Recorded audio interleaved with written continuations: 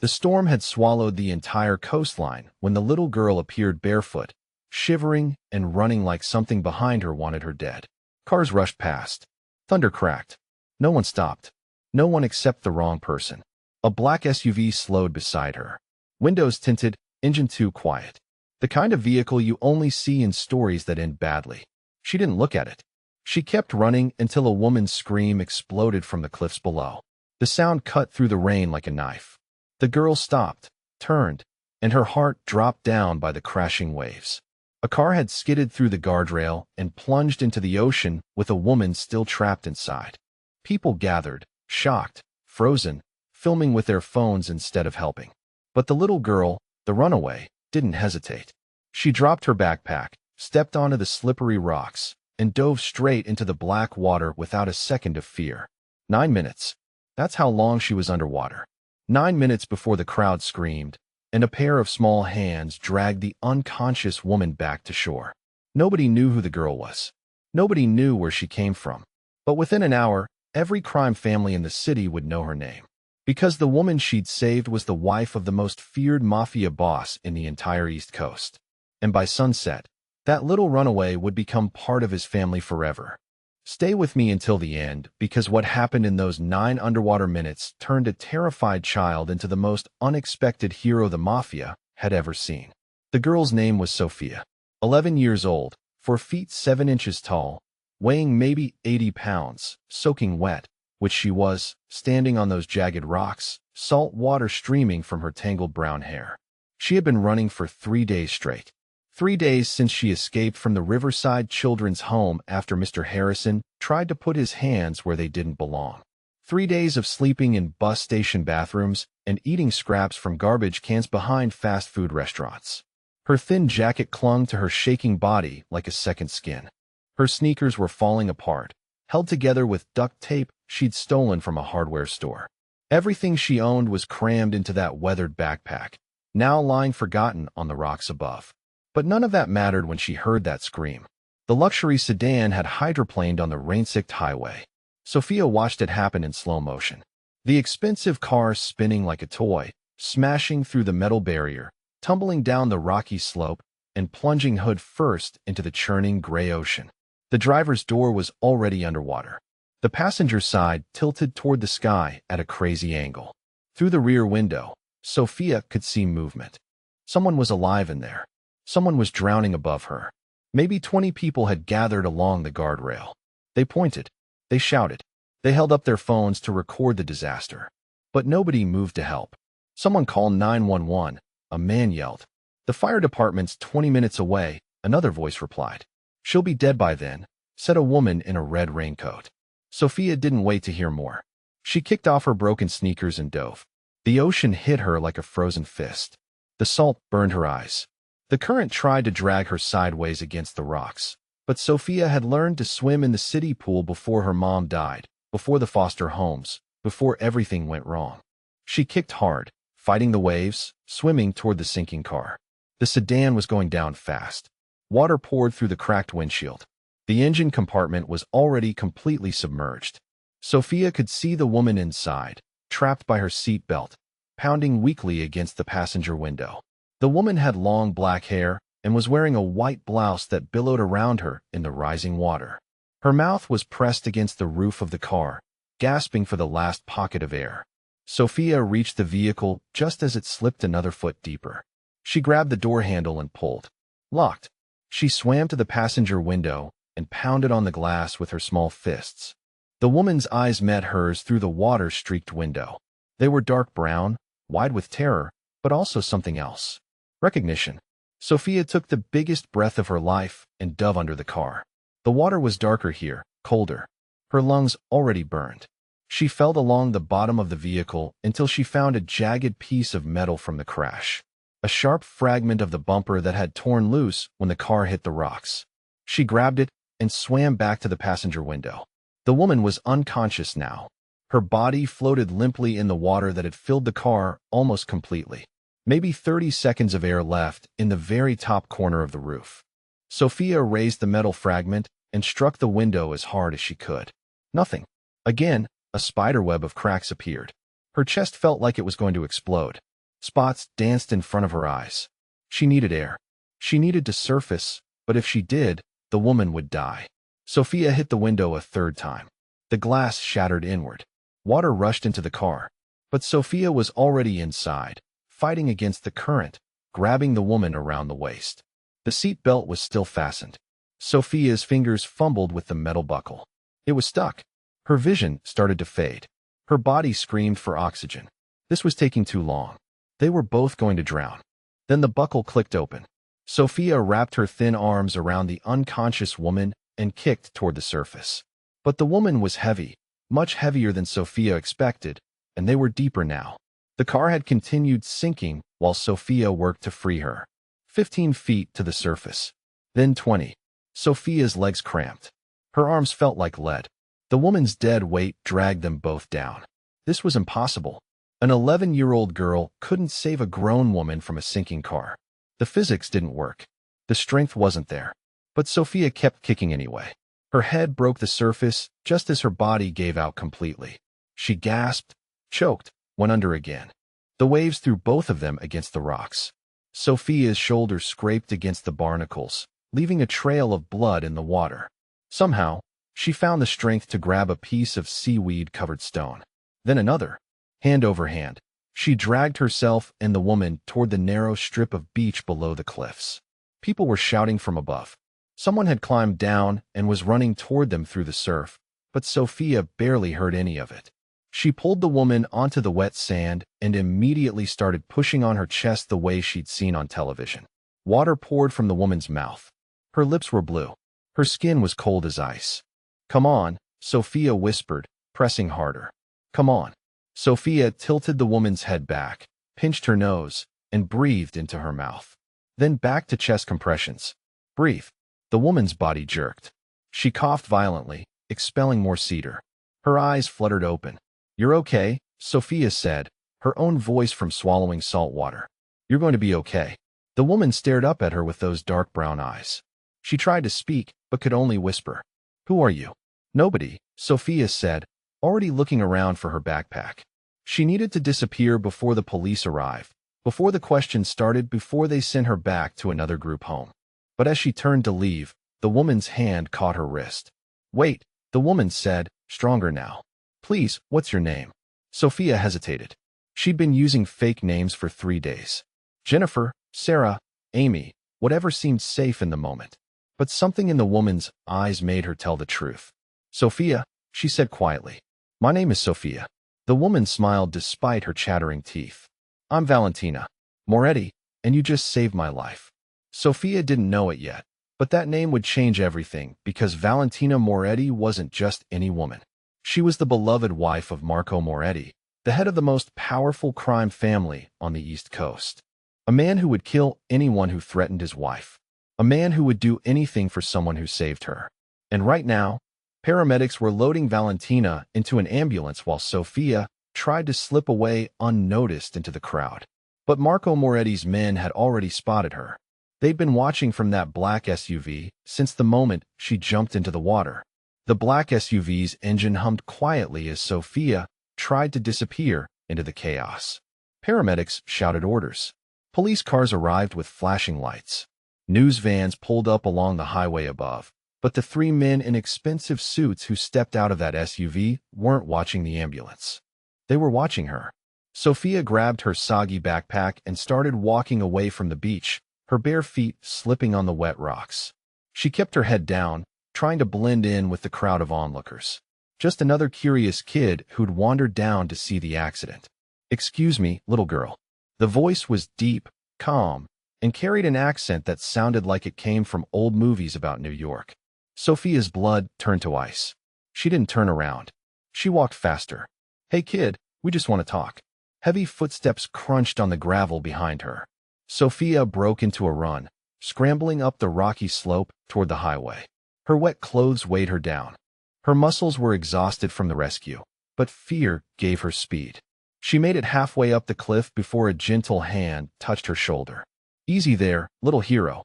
Nobody's going to hurt you." Sophia spun around, ready to bite, scratch, or kick if she had to. Instead, she found herself looking up at a man who seemed to take up half the sky.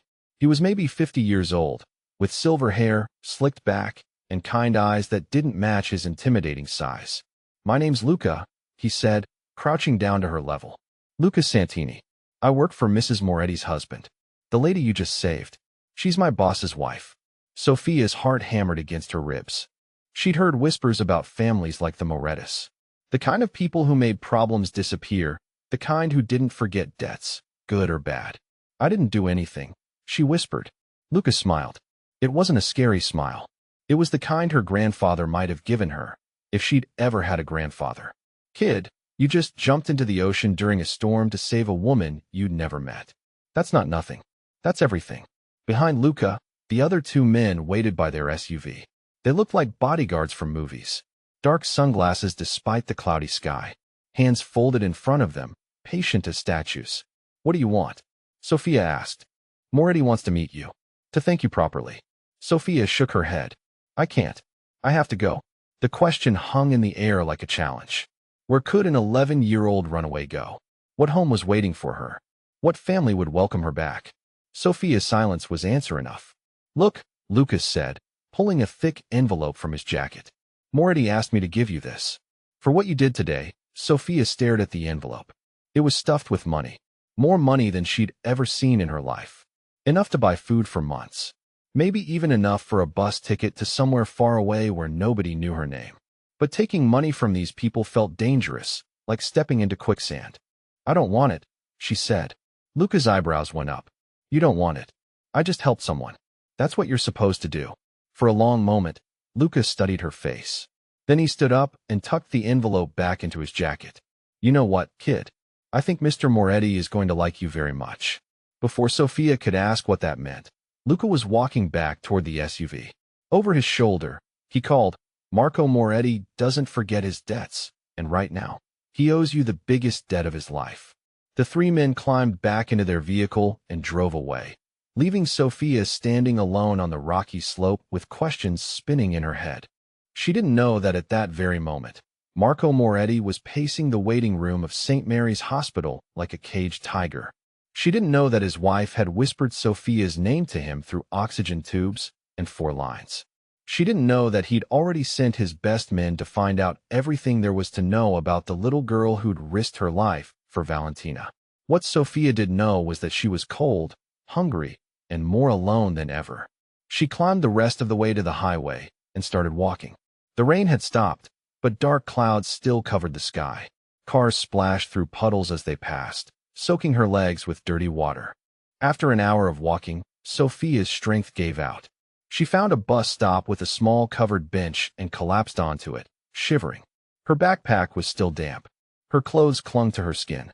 Her stomach cramped with hunger. She closed her eyes and tried to figure out her next move. Maybe she could hitchhike to the next town, find a truck driver who looked safe, or sneak onto a freight train like kids did in old movies. The sound of an approaching engine made her look up. Another black SUV was pulling into the bus stop, the same one from before. Sophia jumped to her feet, ready to run again. But this time, the passenger door opened and Valentina Moretti stepped out. She looked different than she had on the beach. Her black hair was dry now, pulled back in an elegant bun. She wore a long black coat over dark jeans and expensive-looking boots. But her face was still pale, and she moved carefully like someone who'd been through an ordeal. "Hello, Sophia," Valentina said softly. Sophia backed away until she hit the bus stop sign. "How did you find me?" "My husband's men are very good at finding people."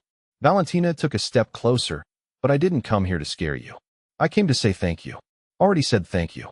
"Not properly." Valentina reached into her purse and pulled out a small box wrapped in silver paper. "This was my grandmother's. She gave it to me when I was about your age, and I've been waiting for the right person to pass it on to." Sophia stared at the box, but didn't take it. "I can't accept presents from strangers." Valentina smiled. "We're not strangers anymore. You saved my life. In my family, that makes us connected forever. Your family, the Moretti family." Valentina's voice carried a weight that Sophia didn't fully understand. "We take care of people who take care of us. And you, brave little Sophia, took better care of me than anyone ever has." Sophia looked past Valentina to the SUV. Through the tinted windows, she could see the silhouettes of the men inside. Waiting, watching, ready for whatever Valentina decided. I don't want to be part of any family, Sophia said. Families hurt you. They let you down. They send you away when you become inconvenient. Valentina's expression softened. Not this family. You don't know me. You don't know what I've done. The places I've been. You're right. I don't know your story yet. Valentina held out the silver box again. But I know your heart. I know what you're made of, and that's enough. Sophia's hands shook as she reached for the gift. The box was heavier than it looked. Inside, nestled in black velvet, was a necklace, a small golden pendant shaped like a lighthouse with a tiny diamond at the top. My grandmother told me that lighthouses guide ships safely to shore, Valentina said. Even in the worst storms, even when everything seems lost. She paused, watching Sophia's reaction. That's what you did for me today. Sophia touched the pendant with one finger. It was the most beautiful thing she'd ever held. There's something else, Valentina said. My husband would like to meet you to thank you properly. Will you come with me? Sophia looked up from the necklace. What if I say no? Then Luca will drive you wherever you want to go. No questions asked. And if I say yes, Valentina smiled. Then you'll have the best meal of your life, a warm bed to sleep in, and a family that will never ever let you down. Sophia clutched the lighthouse pendant in her small fist. For the first time in 3 days, she wasn't cold anymore. Sophia climbed into the SUV, clutching the lighthouse necklace like a lifeline. The leather seats were warm and soft, nothing like the hard plastic chairs in group homes, or the cold concrete she'd been sleeping on for days. Valentina sat beside her while Luca drove through the city streets. They passed neighborhoods Sophia had never seen before, where the houses got bigger and the lawns got greener with every mile. Where are we going? Sophia asked quietly. Home, Valentina said simply. The Moretti estate sat behind tall iron gates that opened automatically as they approached. Sophia pressed her face to the window, staring at gardens that looked like something from fairy tales, fountains, stone statues, trees older than anything she'd ever seen. The house itself was enormous. 3 stories of cream-colored stone with columns like a museum. Lights glowed warmly and dozens of windows. It was the kind of place Sophia had only seen in movies about rich people. This is where you live, she whispered. Valentina nodded. Marco and I don't have children of our own. It gets quiet sometimes. The SUV stopped in front of massive wooden doors. Luca got out first, scanning the area like he expected trouble. Then he opened Valentina's door, then Sophia's. Welcome to the Moretti family home, he said with a slight bow. Sophia stepped onto marble steps that probably cost more than most people's cars. Her bare feet looked tiny against the polished stone. Her torn jeans and faded t-shirt felt even more raggedy in this setting. The front doors opened before they reached them. A woman in a black dress with gray hair pulled into a tight bun smiled at Valentina. Moretti, thank God you're safe. We've been so worried. I'm fine, Rosa. Thanks to this brave young lady. Valentina placed her hand on Sophia's shoulder. Sophia, this is Rosa. She's been taking care of this house longer than I've been alive. Rosa's eyes widened as she looked down at Sophia. This is the child who saved you. This is her. Rosa knelt down to Sophia's level, her stern expression melting into something warm. Then you are a hero, little one. And heroes are always welcome in this house. They stepped into a foyer that made Sophia's jaw drop. Crystal chandeliers hung from a ceiling painted with angels and clouds. A curved staircase swept upward like something from a princess movie. Paintings in golden frames covered the walls. Moretti is waiting in his study, Rosa said. But perhaps the young lady would like to freshen up first. Sophia looked down at herself. She was still damp from the ocean. Salt had dried in her hair. Her clothes smelled like seaweed and fear. That's a wonderful idea. Valentina said, Rosa, could you draw a bath and maybe find some clothes that might fit? Of course. Sophia found herself following Rosa up that incredible staircase, her hand trailing along a banister smooth as silk. They walked down a hallway lined with more paintings and photographs. Happy families, wedding pictures, moments of joy captured forever. Rosa opened a door to reveal the most beautiful bathroom Sophia had ever seen. The bathtub was the size of a small swimming pool, surrounded by white marble and gold fixtures. Fluffy towels hung from heated racks, bottles of fancy soaps and shampoos lined glass shelves. Take as long as you need, Rosa said kindly. I'll find you something clean to wear. When Rosa left, Sophia stared at herself in the enormous mirror. She looked like a drowned rat. Her brown hair hung in tangles. Dark circles shadowed her eyes. Her lips were still slightly blue from the cold water.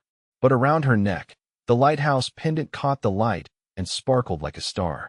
She filled the bathtub with water so hot it steamed. When she sank into it, every muscle in her body sighed with relief. The warmth soaked through her skin, chasing away the last of the ocean's chill. Sophia couldn't remember the last time she'd had a real bath.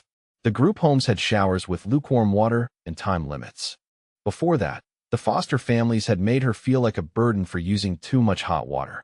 She stayed in that tub until her fingers wrinkled, washing her hair 3 times with shampoo that smelled like flowers.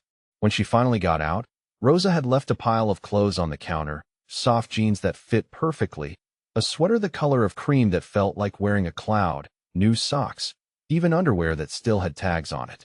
Sophia stared at the clothes. They were nicer than anything she'd ever owned. "How did you know my size?" she called through the door. "I raised 5 children," Rosa's voice came back. "You learned to guess."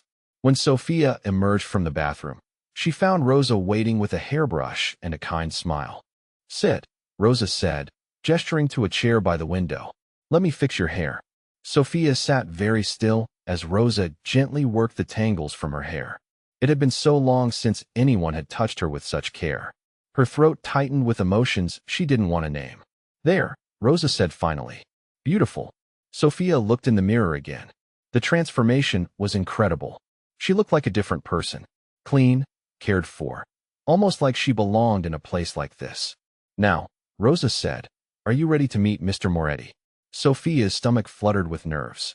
She'd heard stories about men like Marco Moretti, dangerous men, who solved problems with violence. But he was Valentina's husband, and Valentina had been nothing but kind. "I'm ready," Sophia said, though her voice shook slightly. They walked back downstairs and through corridors lined with artwork that probably belonged in museums. Rosa stopped in front of heavy wooden doors carved with intricate designs. She knocked softly. "Come in," said a deep voice from inside. Rosa opened the doors, and Sophia stepped into Marco Moretti's private study. The room was all dark wood and leather, filled with books from floor to ceiling. A fire crackled in a stone fireplace. Behind a massive desk sat a man who seemed to fill the entire space with his presence. Marco Moretti was not what Sophia had expected. He was tall and broad-shouldered with salt and pepper hair and intelligent brown eyes. He wore a simple white shirt with the sleeves rolled up, no tie.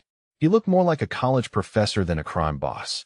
But there was something in his eyes, a sharpness, a sense that he saw everything and forgot nothing. He stood when Sophia entered, which surprised her. Adults didn't usually stand for children. So he said, his voice carrying that same New York accent as Lucas. "You're the little hero I've been hearing about." Sophia stayed close to the door, ready to run if she needed to. "I'm not a hero." Marco smiled. It transformed his entire face, making him look younger and less intimidating. "Just helped someone." He walked around the desk, moving slowly so he wouldn't frighten her. "My wife tells me you dove into the ocean during a storm, that you broke a car window with your bare hands, that you dragged her to safety when she weighed twice what you do." He stopped a few feet away from Sophia. "That sounds like hero work to me." Sophia looked at her feet. Anyone would have done the same thing. "No," Marco said quietly. "They wouldn't have." 20 people stood on that cliff and watched. 20 people with phones who called for help but didn't help themselves. Only you jumped in that water. He gestured to a leather chair in front of his desk. "Please sit. We have things to discuss." Sophia perched on the edge of the chair, still ready to bolt. Marco sat across from her, leaning forward with his elbows on his knees. "Tell me about yourself, Sophia. What's your story?" Sophia's jaw tightened. "Why does it matter?" "Because my wife is alive because of you. That makes you family. And family looks out for each other. I don't have a family. You do now." The words hung in the air between them. Sophia studied Marco's face, looking for lies or tricks. But his expression was serious, sincere. "I don't understand," she said finally. Marco leaned back in his chair. "In my world, there are rules, codes of honor that go back generations. One of the most important rules is this: you never forget a debt. And right now, I owe you a debt I can never repay." "I don't want money," Sophia said quickly. "I know. Valentina told me you refused the envelope." Marco's eyes crinkled with amusement. That tells me more about your character than anything else could. He stood and walked to a bookshelf, pulling down a leather-bound photo album. He opened it and showed Sophia the first page. It was a wedding picture. Marco in a black tuxedo, looking young and nervous. Valentina in a white dress, radiant with joy. "We've been married 23 years, Marco said softly. "She's been the light of my life since the day we met." Without her, he trailed off, his voice thick with emotion. Sophia looked at the picture, then up at Marco. For the first time, she saw past the intimidating exterior to the man underneath. A man who loved his wife more than anything in the world. "The doctor said she was underwater for 9 minutes, Marco continued. "They said brain damage was almost certain after that long. But she's perfect, completely fine because you got to her in time." He closed the album and looked directly at Sophia. "You gave me back the most important thing in my world. How do I repay that?" Sophia shifted uncomfortably. "You don't have to repay anything." "Yes, I do. It's who I am." Marco returned to his chair. "So, I'm going to ask you again, and I want the truth this time. What's your story, Sophia? Where do you come from? Where are your parents?" Sophia's hands clenched into fists in her lap. She'd been asked these questions 100 times by social workers, police officers, foster parents, but something about Marco's tone made her want to answer honestly. "My mom died when I was 7, she said quietly. "Cancer. I never knew my dad. After that, it was foster homes and group homes, and people who said they cared but didn't really." Marco's expression darkened. "Someone hurt you?" It wasn't a question. Sophia nodded, not trusting her voice.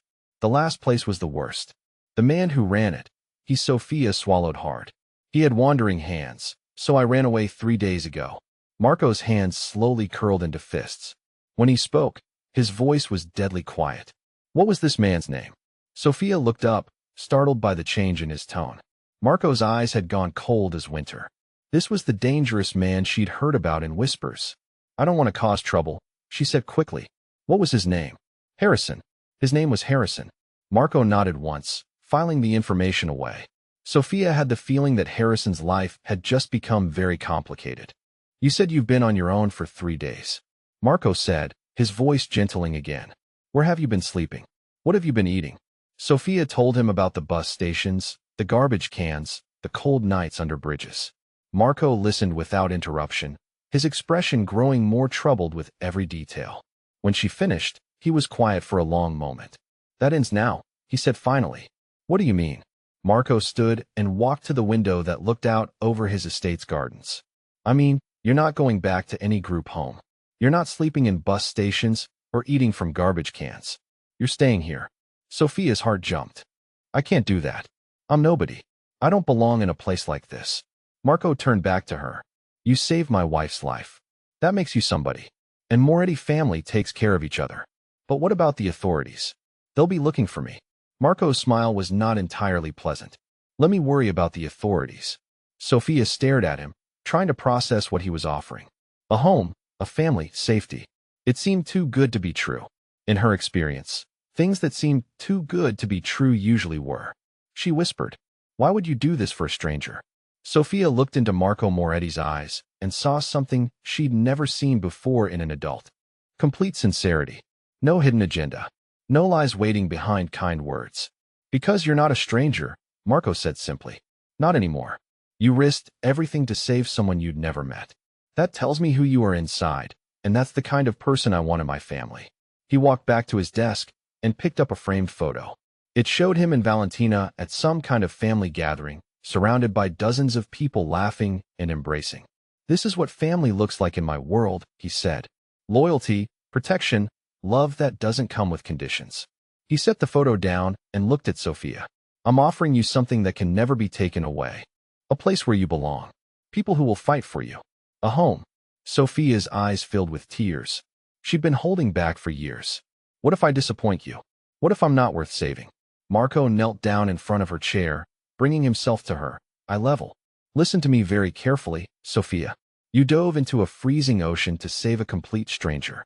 You stayed underwater for 9 minutes when your body was screaming for air. You performed CPR on someone twice your size until she breathed again." His voice grew fierce with conviction. "You are worth everything." Sophia looked at this powerful man kneeling before her, offering her the one thing she'd given up hoping for. A real family, a real home, a chance to be more than just a survivor. She thought about the lighthouse pendant around her neck, about guiding ships safely to shore through the worst storms. Maybe it was time to let someone guide her home, too. Okay, she whispered. I'll stay. Marco Moretti smiled and pulled the brave little girl who'd saved his wife into the first real hug she'd had in 4 years. And that's how a runaway child became the most protected person in the Moretti crime family overnight. Sometimes the most unexpected heroes find the most unexpected homes. 3 months had passed since that stormy night that changed everything. Sophia woke in her new bedroom, sunlight streaming through silk curtains onto walls painted the soft lavender she had chosen herself. The nightmares still came sometimes, dreams of drowning cars and wandering hands, but they were fewer now. When they did visit, Rosa was always there with warm milk and gentle words, or Valentina would sit beside her bed until sleep returned peacefully. The lighthouse pendant never left her throat. It had become her anchor, a reminder that she had guided someone to safety and found her own safe harbor in return. This morning felt different, though. Today was her first day at Riverside Academy, the elite private school where Marco had enrolled her. Sophia had argued against it at first, insisting she could learn just fine with tutors at home, but Valentina had been firm. You need friends your own age, she had said. You need to learn how to be a normal child again. Normal. Sophia wasn't sure she remembered what that meant anymore. She dressed carefully in her new uniform, navy blazer with the academy crest, crisp white blouse, plaid skirt that fell just below her knees. Everything fit perfectly, thanks to Rose's keen eye and multiple shopping trips. Looking in the mirror, Sophia barely recognized the girl who had jumped into the ocean 3 months ago. This girl looked like she belonged in magazines, like she had never known hunger or fear. But appearances could be deceiving. Rosa appeared in the doorway with a breakfast tray. You need to eat something before school, little one. I'm too nervous to eat. That's exactly when you need to eat most.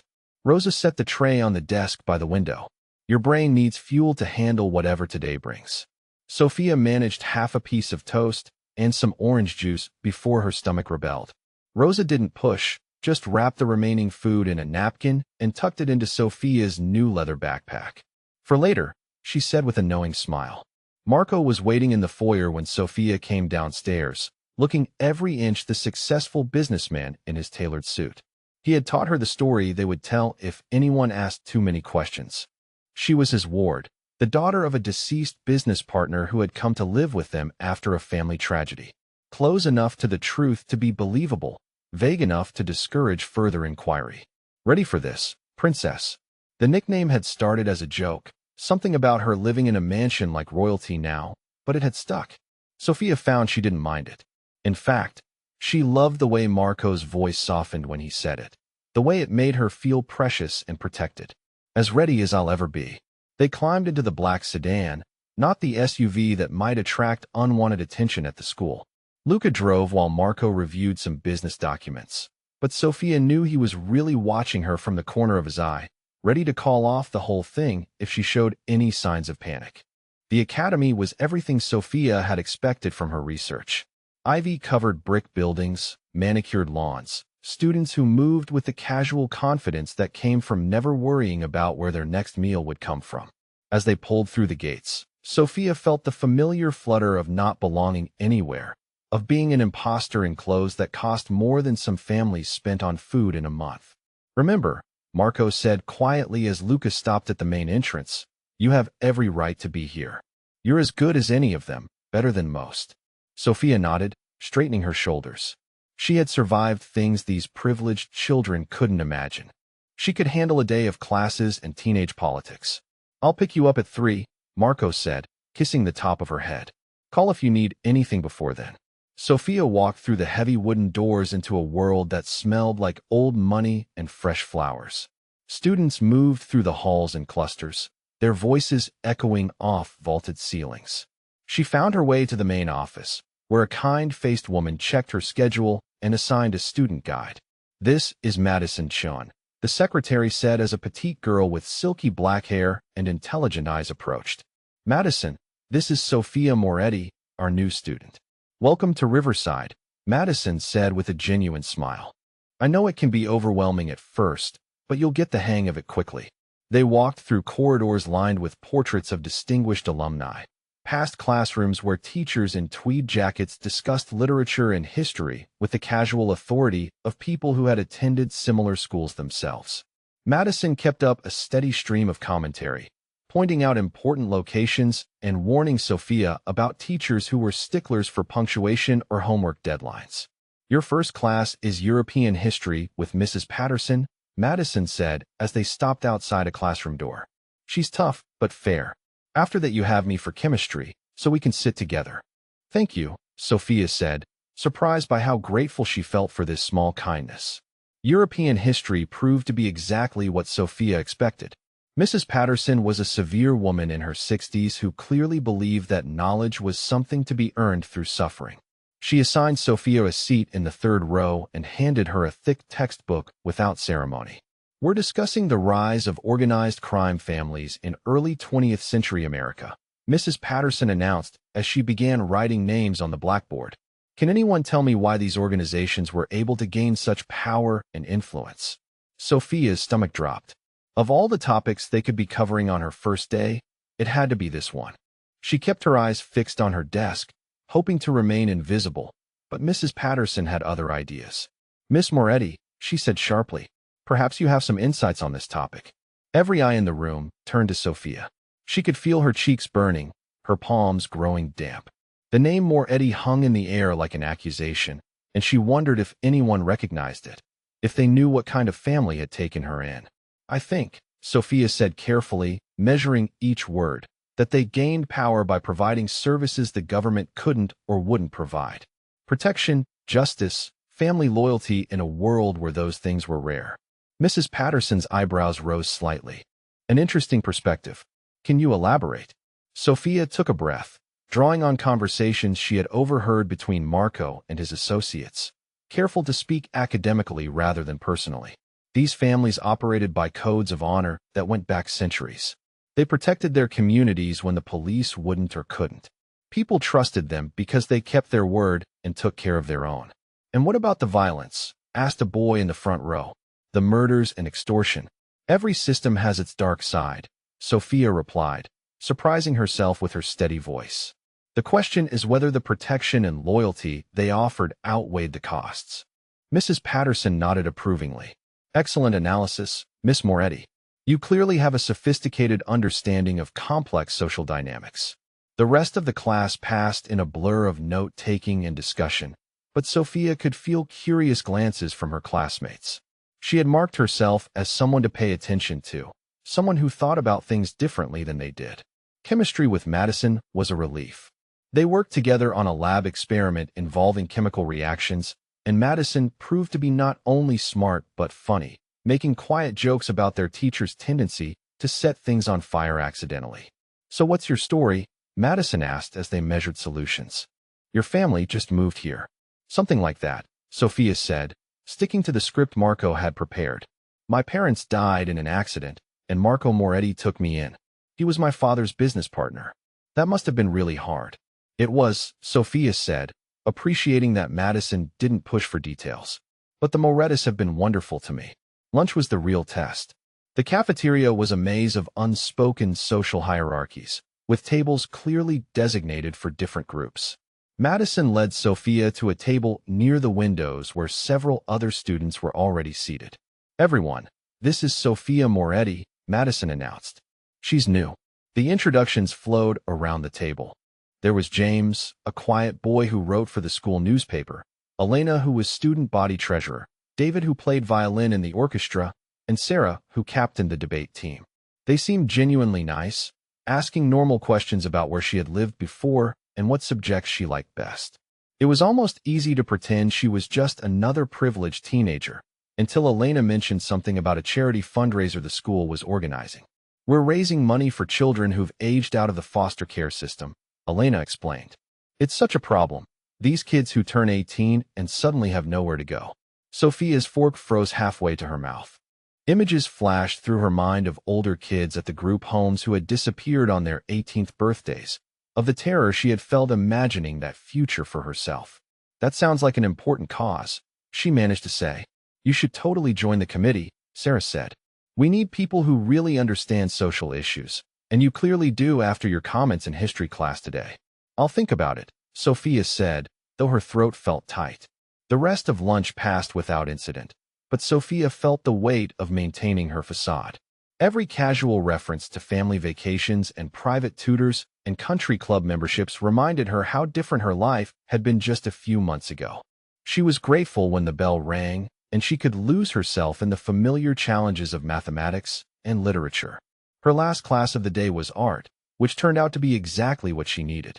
The teacher, a young woman named Miss Rodriguez, encouraged experimentation and personal expression in ways that reminded Sophia of better times, of the few foster families who had noticed her talent and encouraged her to draw. Today we're working on self-portraits, Miss Rodriguez announced. But I want you to think beyond just capturing your physical appearance. Try to show who you are inside, what makes you unique. Sophia stared at the blank paper for a long moment, then began to sketch. Her pencil moved almost without conscious direction, creating not just her face, but layers of meaning beneath it. There was the girl who had lived in fear, the child who had jumped into dark water without hesitation, the young woman who was learning to trust again. She used light and shadow to show the complexity of her journey, the lighthouse pendant rendered in careful detail at the center of it all. That's extraordinary, Miss Rodriguez said quietly, stopping beside Sophia's desk. You have real talent. Thank you, Sophia said, studying her work. For the first time all day, she felt like herself rather than playing a role. When the final bell rang, Sophia gathered her things and made her way to the main entrance where Marco's sedan was waiting. She slid into the back seat, exhausted from the effort of being constantly on guard. How was it? Marco asked, studying her face in the rearview mirror. Complicated, Sophia said honestly. But not terrible. That's a good start. These things take time. They drove home in comfortable silence, Sophia watching the familiar landmarks that had become her new normal. The mansion appeared through the gates like something from a fairy tale, and she felt the same sense of wonder she had experienced that first night. This was home now, really home, not just a place she was staying until something better came along. Valentina was waiting in the foyer with Rosa, both women clearly anxious to hear about her first day. Sophia found herself smiling as she described her classes, her teachers, the students who had been kind to her. It felt good to have people who cared enough to ask, who listened to her answers with genuine interest. Did you make any friends? Valentina asked as they sat down to dinner in the smaller dining room they used for family meals. Maybe, Sophia said, thinking of Madison's easy kindness. There's a girl named Madison who seems really nice. And some others who invited me to join a committee. That's wonderful, Rosa said, beaming with pride. I knew they would love you once they got to know you. Sophia wasn't sure it was that simple, but she appreciated the confidence. As they ate Rosa's homemade pasta and talked about ordinary things like homework assignments and weekend plans, she felt something inside her relax. This was what normal felt like, she realized. This was what she had been missing without even knowing it. After dinner, she helped Rosa clear the dishes and then retreated to her room to work on homework. The assignments were challenging but not impossible, and she found herself enjoying the mental stimulation after months of focusing primarily on healing and adjustment. As she worked through algebra problems and read chapters about the American Revolution, she felt her mind stretching and growing in ways it hadn't in years. A soft knock on her door interrupted her concentration. Come in, she called, and Marco appeared with 2 cups of hot chocolate topped with whipped cream. Rosa thought you might need some brain fuel, he said, setting 1 cup on her desk. Thank you, Sophia said, wrapping her hands around the warm mug. Marco, can I ask you something? Of course. That discussion in history class today, about crime families and codes of honor. Some of the things I said, they came from listening to you and your associates talking. Was it okay that I used that knowledge? Marco was quiet for a moment, considering.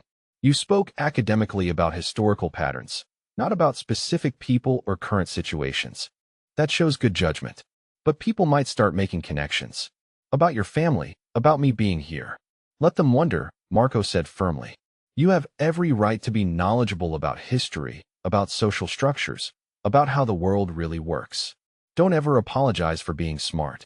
Sophia nodded, feeling some of her anxiety ease. Sometimes I feel like I'm living 2 lives. The girl at school who has a normal family and normal problems, and the girl who knows what it feels like to have nothing. That's not two different girls, princess. That's one girl who has lived through more than most people ever will. Your experiences, both the hard ones and the good ones, they make you who you are. Don't try to hide from them. After Marco left, Sophia returned to her homework with a clearer mind. She was still working when her phone buzzed with a text from an unknown number. Hey Sophia, it's Madison from school. Got your number from the student directory. Hope that's okay. Just wanted to say welcome again and let you know if you want to sit with us again tomorrow, you're totally welcome. Sophia stared at the message for a long moment before typing back. Thank you. That means a lot. See you tomorrow. As she got ready for bed, Sophia thought about how much her life had changed in such a short time. 3 months ago, she had been sleeping in bus stations and eating from garbage cans. Now she was worried about algebra homework and whether she had made a good impression on her classmates. The transformation was so complete it sometimes felt like those desperate days had happened to someone else. But lying in her comfortable bed with the lighthouse pendant warm against her skin, Sophia knew she would never forget where she had come from. The fear and hunger and loneliness were part of her now, woven into the fabric of who she was becoming. They made her grateful for every warm meal, every kind word, every moment of safety. They also made her strong. The next few weeks fell into a rhythm that began to feel natural. School days filled with classes and gradually expanding friendships. Evenings with Marco and Valentina that felt more like family dinners than anything Sophia had ever experienced. Weekends exploring the city or working in the garden with Rosa. She joined the committee Elena had mentioned, throwing herself into fundraising for aged-out foster children with an intensity that surprised everyone, including herself. Her personal understanding of the issues involved made her contributions invaluable, and soon she was leading subcommittees and presenting ideas to the school administration. It was during one of these committee meetings that Sophia first noticed the black car parked across from the school entrance. Nothing unusual about that. Expensive cars were common in this neighborhood, but something about the way it sat there day after day, the way the windows never rolled down, made her uneasy. She mentioned it to Luca when he picked her up that Friday afternoon. Probably nothing, he said, but his eyes found the car in his rearview mirror and stayed there. His hand moved casually to the inside of his jacket, a gesture Sophia had learned meant he was checking his weapon. When they arrived home, Luca walked her to the door instead of just dropping her off, his movements controlled and alert. Sophia felt the familiar flutter of anxiety in her chest, the reminder that despite all the normalcy she had built around herself, danger was never far away. Marco was in his study with 2 men Sophia didn't recognize, their voices low and serious. Valentina appeared in the hallway, her smile bright, but her eyes worried. How was school today, sweetheart? Fine, Sophia said, but she could hear the tension in her own voice. Valentina, is everything okay? Of course, Valentina said, but she guided Sophia quickly toward the kitchen where Rosa was preparing dinner. Just some business matters your father is handling. Father. The word still sent a warm shock through Sophia's system every time Valentina used it. Marco had never asked her to call him that, never pushed for anything more than she was ready to give, but somehow the family had begun referring to him that way when talking to her, and she found she didn't mind. She was helping Rosa set the table when she heard raised voices from the study, followed by the sound of the front door slamming. Through the dining room windows, she watched the 2 strangers get into a dark sedan and drive away quickly. Marco appeared in the kitchen a few minutes later, his jaw tight, but his expression carefully controlled. Change of plans for tonight, he said. We're having a family dinner in the safe room. The safe room was something Sophia had been shown on her second day in the house, but had never actually used. Hidden behind a bookshelf in Marco's study, it was equipped with everything needed to wait out trouble, communications equipment, emergency supplies, comfortable seating for extended stays. As they made their way downstairs with plates of Rosa's lasagna, Sophia felt her carefully constructed normal world tilting sideways. Marco, she said quietly as they settled around the small table in the reinforced room. What's happening? Marco exchanged a look with Valentina, some silent communication passing between them.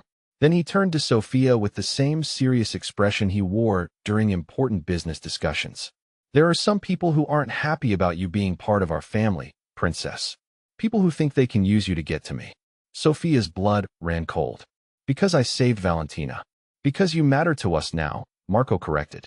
Because hurting you would hurt us, and there are people in this world who would see that as an opportunity. The Castellano family, Valentina said quietly. They've been our rivals for years, and they see you as a weakness they can exploit. Sophia set down her fork, her appetite disappearing. So I'm putting you in danger just by being here. No, Marco said firmly. Your family. Family protects each other. That's what we do. But if I wasn't here, if I just left, you wouldn't have to worry about this. The silence that followed was deafening. Rosa reached over and took Sophia's hand, her weathered fingers gentle but firm. Little one, she said, her voice carrying decades of wisdom. Running away doesn't solve problems. It just moves them somewhere else. Besides, Valentina added with a smile that didn't quite reach her eyes, where would you go? This is your home now. Marco leaned forward, his expression intense. Listen to me very carefully, Sophia. You are not responsible for other people's choices to do evil things. You are not a burden or a weakness. You are my daughter in every way that matters, and I will die before I let anyone hurt you. The words hit Sophia like a physical blow. She had been waiting for months for them to realize she was too much trouble, to decide that saving her had been a mistake. Instead, here was Marco talking about dying to protect her. I don't want you to die, she whispered. Then we'll make sure it doesn't come to that, Marco said. But first, you need to understand what we're dealing with. He pulled out a tablet and showed her photos of several men, their faces hard and unfamiliar. The Castellano family has been trying to move into our territory for years, he explained. They see our protection of you as a sign of weakness, something they can exploit. They're wrong, but that won't stop them from trying. What do they want? To kidnap you and use you as leverage. They think if they have you, they can force me to give up control of my territory, my businesses. Over my dead body, Sophia said, surprising herself with the vehemence in her voice. Marco smiled, the first genuine smile she had seen from him all evening. That's my girl. They spent the rest of the evening planning. Starting Monday, Sophia would have additional security at school, bodyguards disguised as maintenance workers, and substitute teachers. Her schedule would vary randomly to make her movements harder to predict. Most importantly, she would wear a tracking device and carry a panic button at all times. It felt like stepping backward into fear and paranoia, but Sophia found herself oddly calm about it. She had lived through worse than this. She had survived being completely alone and defenseless. Now she had a family willing to fight for her, resources and protection she had never imagined possible. As they finally made their way back upstairs to the main house, Sophia caught Marco's arm. Thank you, she said quietly. For what? For not sending me away. For not deciding I was too much trouble. Marco stopped in the middle of the hallway and pulled her into one of his fierce hugs. Never, he said into her hair. You're stuck with us now, princess. For better or worse, through whatever comes. That night, lying in her bed with extra guards posted outside her window, Sophia touched the lighthouse pendant and thought about storms. She had guided one ship to safety and found her own safe harbor, but apparently the ocean was still full of dangerous waters. The difference now was that she wasn't navigating alone anymore. She had a family, a real family that would weather any storm to keep her safe. And if anyone thought they could use her to hurt the people she loved, they were about to learn just how strong a lighthouse could be when it decided to fight back.